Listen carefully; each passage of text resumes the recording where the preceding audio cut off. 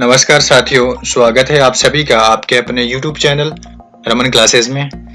और आज मैं आपको एसएससी के द्वारा आयोजित करवाने वाली परीक्षाओं के बारे में बताऊंगा। एसएससी कौन कौन सी एग्जाम्स का रिक्रूट करवाता है, कौन कौन से एग्जाम्स वो कंडक्ट करवाता है। तो सबसे पहले नीचे से शुरू करते हैं, छोटी सी एग्जाम से। सबसे पहले 10th लेवल की एग्जाम्स होती है, उसमें MTS की एग्जाम होती है और कांस्टेबल GD की एग्जाम होती है। तो MTS का फुल फॉर्म होता है मल्टीटास्किंग स्टाफ। MTS में वो आपको अलग अलग काम दे सकते हैं, LDC वगैरह के काम होते हैं उसमें। और इसके बाद में कांस्टेबल GD का एग्जाम होता है। तो कांस्टेबल में कांस्टेबल का पोस्ट आपको दिया जाता है सिलेक्शन के बाद में।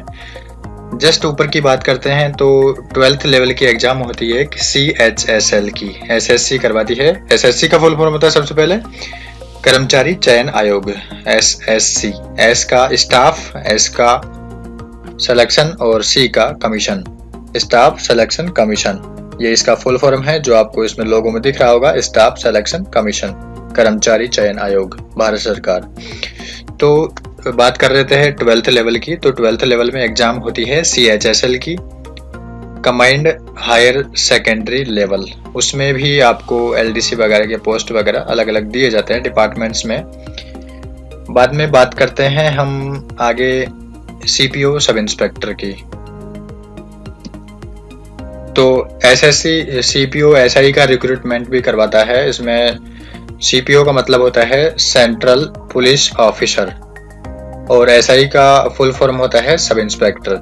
तो SSC के द्वारा आयोजित होने वाले एग्जाम, मुख्य एग्जाम्स में एक ये भी है SSC CPO SI। आज इसी के बारे में हम चर्चा करने वाले हैं, किस प्रकार से कौन कौन सी एग्जाम्स का इसमें बेस होता है, कौन से पैटर्न के हिसाब से इसमें सिलेक्शन किया जाता है और क्या क्या सिलेबस में होता है, फिजिकल में क्या होता है, मेडिकल में क्या होता है। इन तमाम चीज़ों के बारे में आज हम चर्चा करेंगे।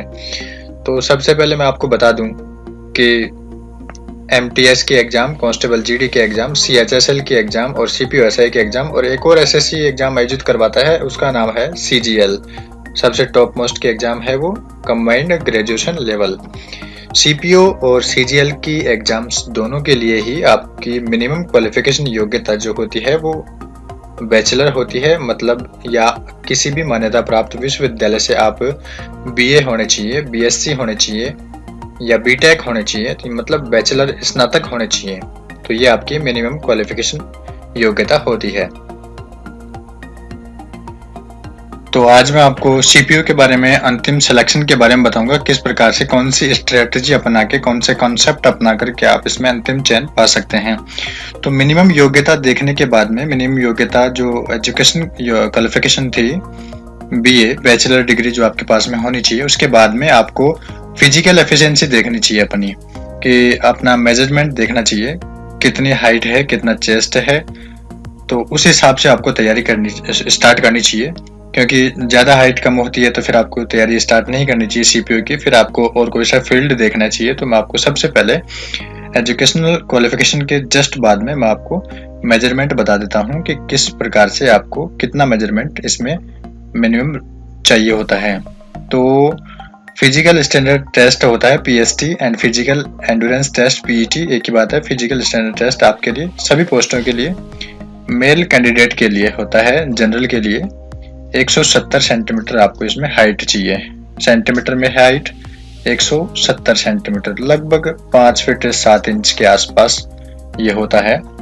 और चेस्ट इसमें आपको चाहिए 80 सेंटीमीटर और फुलाने के बाद में 85 सेंटीमीटर का आपको चेस्ट चाहिए। ये जनरल की बात हो गई।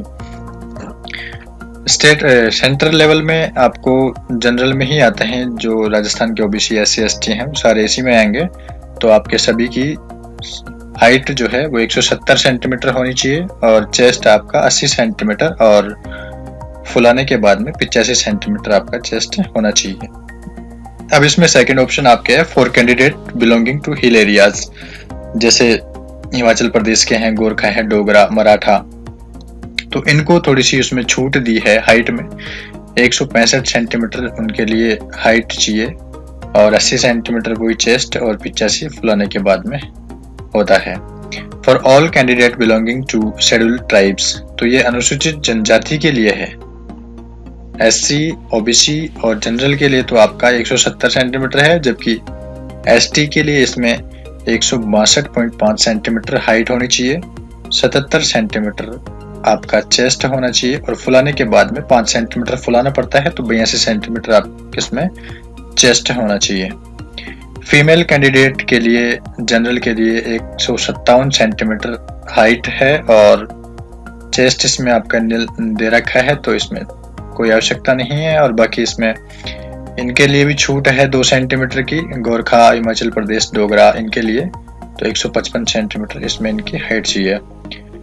For all female candidate belonging to scheduled tribes, तो अनुसूचित जनजाति के लिए है ये 154 सेंटीमीटर उनकी हाइट चाहिए।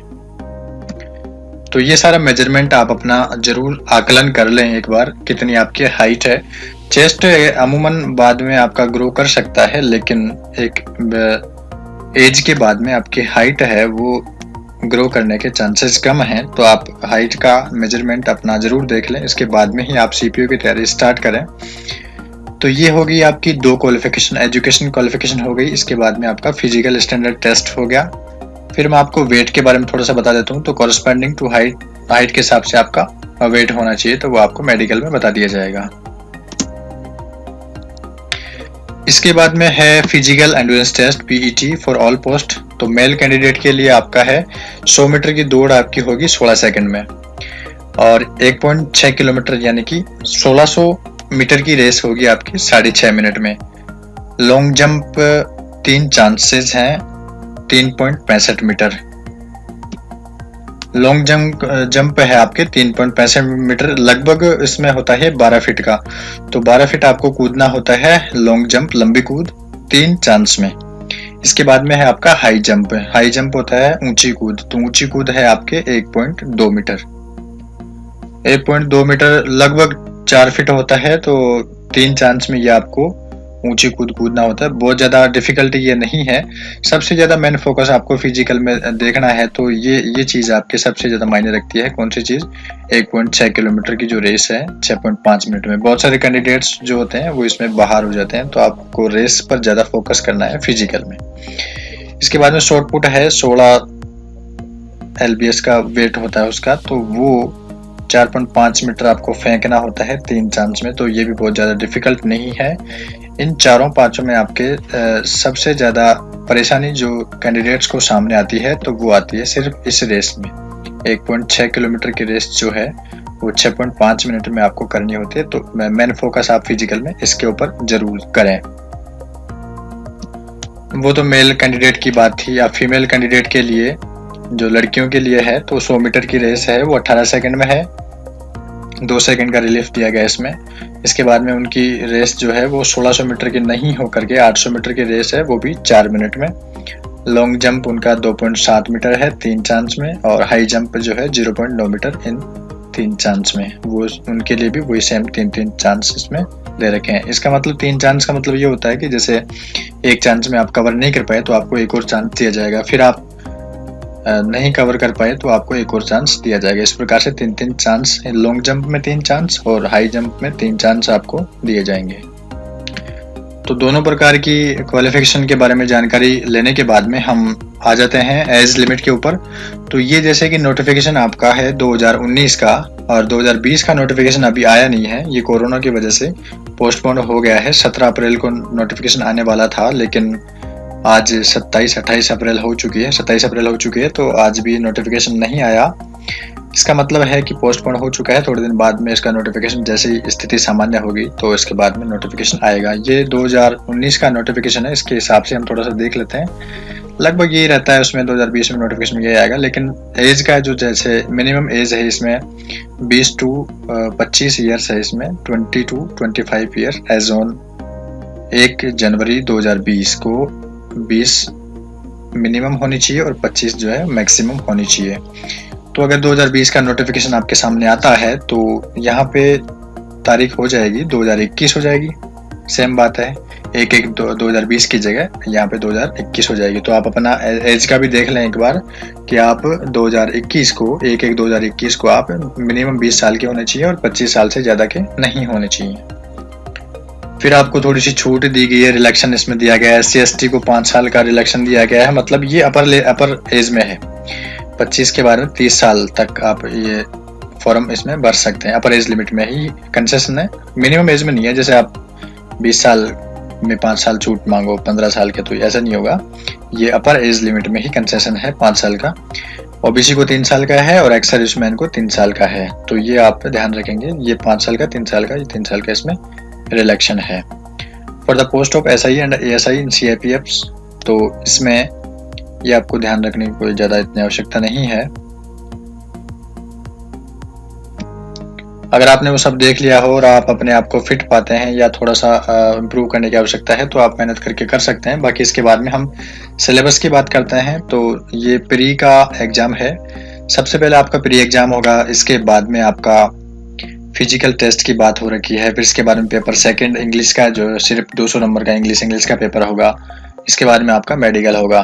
तो ये आपके स्टेज हैं। सबसे पहले प्री एग्ज़ाम, फिर आपका physical standard test PST, physical endurance test PET, और पेपर सेकंड होगा। पेपर सेकंड में आपके 200 नंबर का इंग्लिश का पेपर होगा। और इसके बाद में डिटेल मेडिकल एग्जामिनेशन डीएमई होगा। इसमें आपके एडी से लेकर के चोटी तक आपका मेडिकल ब्लड का चेकअप होगा, या सभी पूरे बॉडी का आपके इसमें चेकअप होगा। तो पेपर फर्स्ट की, जो आपका पेपर फर्स्ट होगा, प्री एग्जाम होगा, उसके बारे में, सिलेबस के बारे में हम देख लेते हैं। पहला पार्ट है, इसमें 4 पार्ट होंगे, पहला, सेकंड और थर्ड और फोर्थ।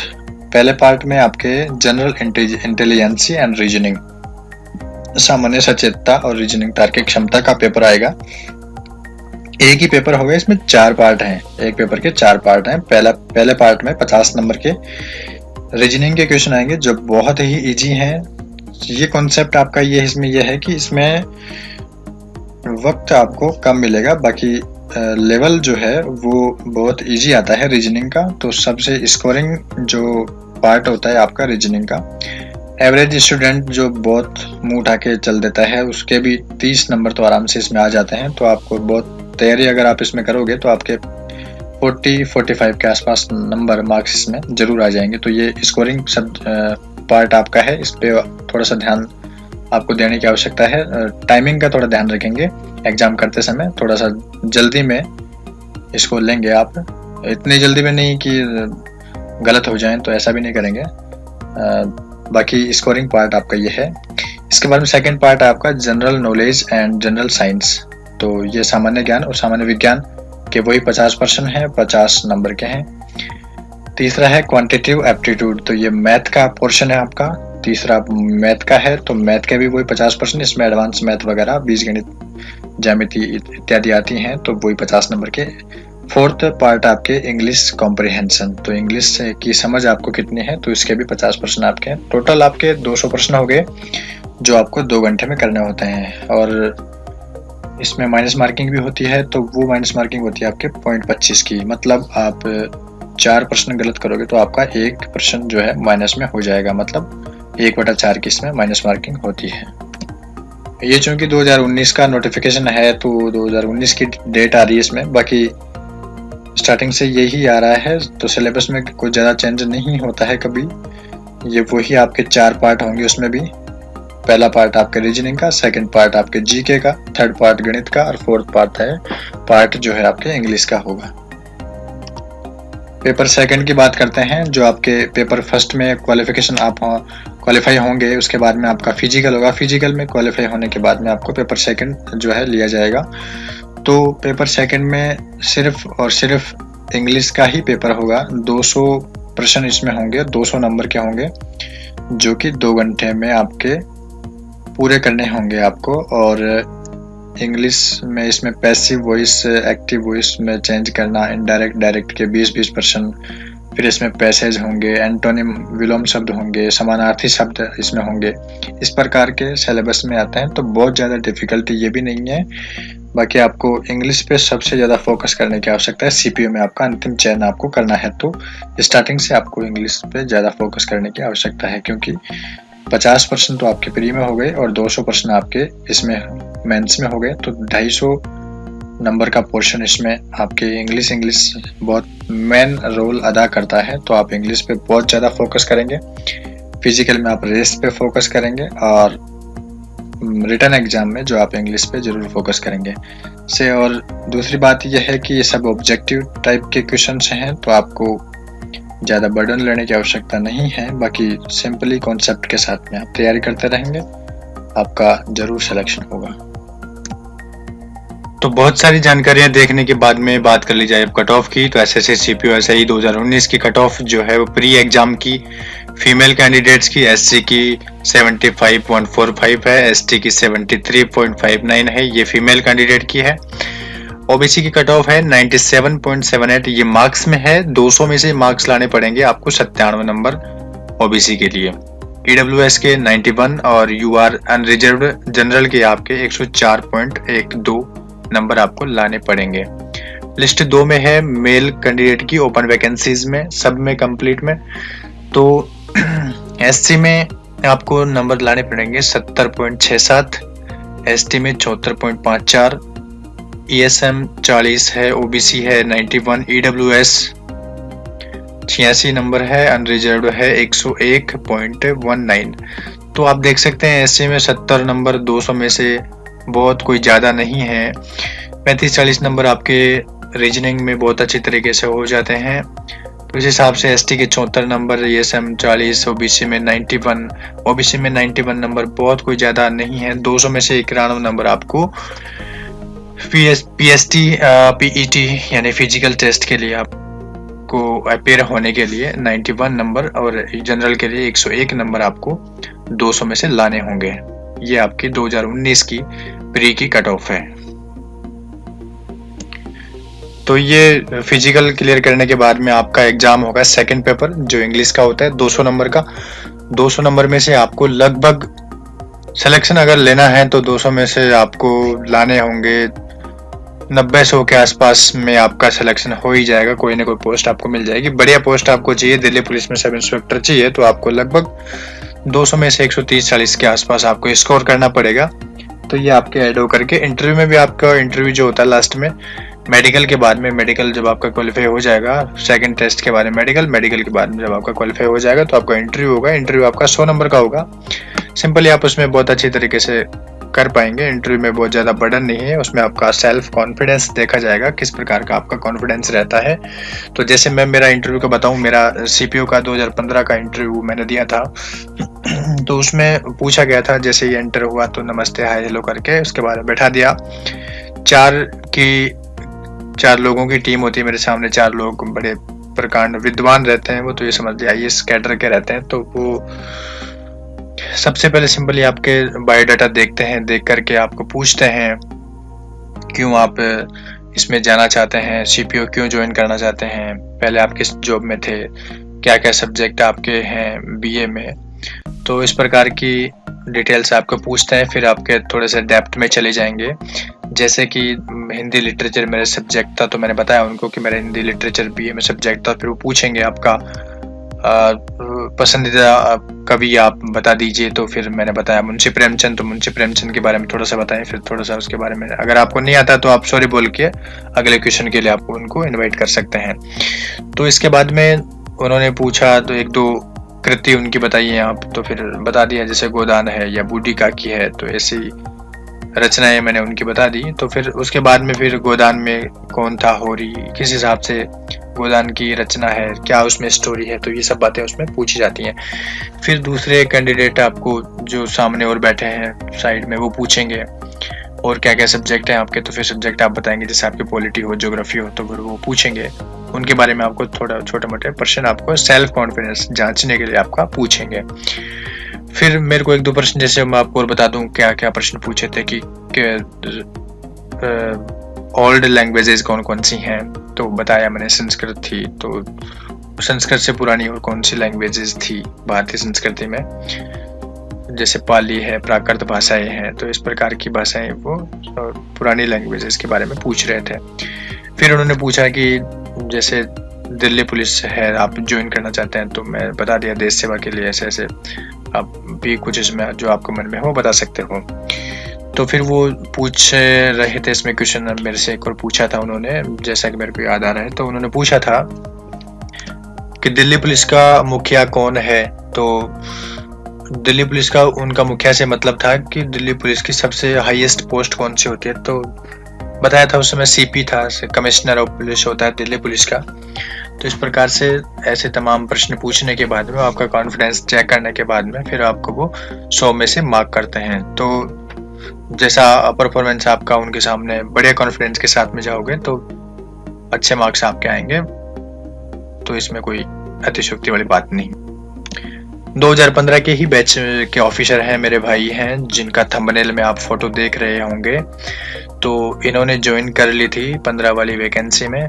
मैंने किसी कारणवश ज्वाइन नहीं की, तो उनका अभी तक सर्विस ठीक चल रहा है। और आप भी अगर इसमें इंटरेस्टेड हैं तो मैंने आपको बहुत सारी बातें बता दी हैं मेरे पर्सनल एक्सपीरियंस के।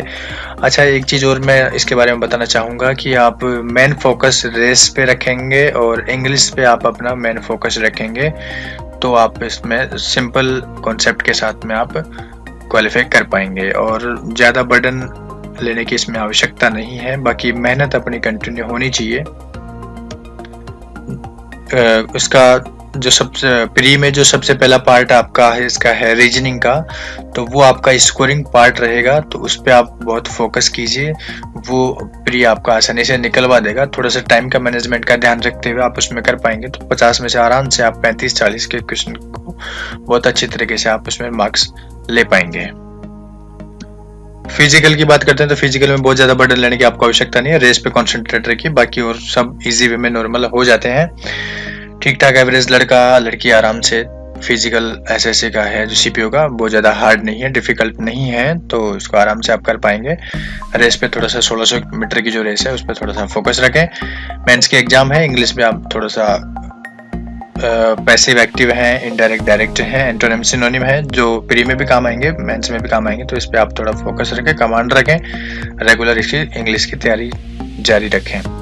फिर मेडिकल में है, तो मेडिकल में कई बार रेफर कर दिया जाता है। मुझे खुद को लेफ्ट आई में रेफर कर दिया था, मेरे 6/12 आ रहा था, जबकि आपका आई का कॉम्बिनेशन क्या होना चाहिए कि राइट आई का आपका 6/6 होना चाहिए और लेफ्ट आई का 6/9 होना चाहिए। मेरे 6/12 आ रहा था, लेकिन रेफर करने के बाद वो आपको 1-2 महीने का टाइम देते हैं, उसमें आप ठीक कर लीजिए। जैसे भी आपको एक्सरसाइज वगैरह करनी हो किसी भी हिसाब किताब से, तो फिर वो आप करा के और आप इसको ठीक कर सकते हैं। ओवर वेट लो वेट में भी रेफर करते हैं हम। 71 का हमारा बैच था, उसमें से लगभग 40 के आसपास लड़के तो रेस में ही निकल गए थे।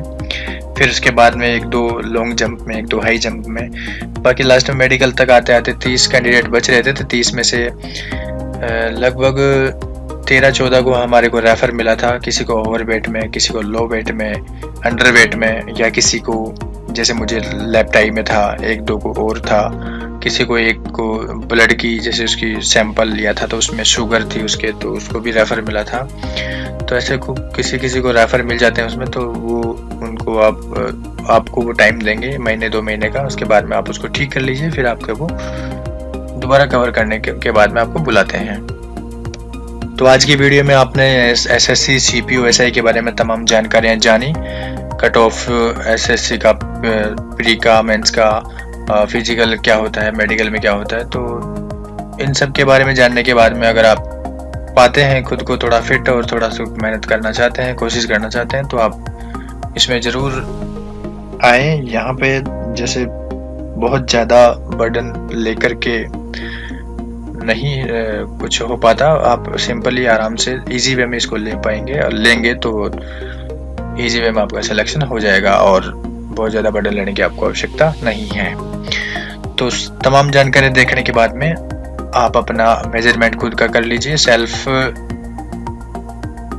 एक बार खुद का देख लीजिए कि किस हिसाब से अपना हाइट वेट है और कितना अपना चेस्ट है और कैसे अपन इसमें तैयारी कर पाते हैं। तो सारी चीज़ें मैंने आपको बता दी तमाम जानकारियों के बाद में। अब आपसे विदा चाहते हैं। एसएससी सीपीओ का डिटेल्ड वीडियो के बाद में हम स्टेट वाली सीरीज में एक नए स्टेट के साथ में आपके सामने प्रस्तुत होंगे।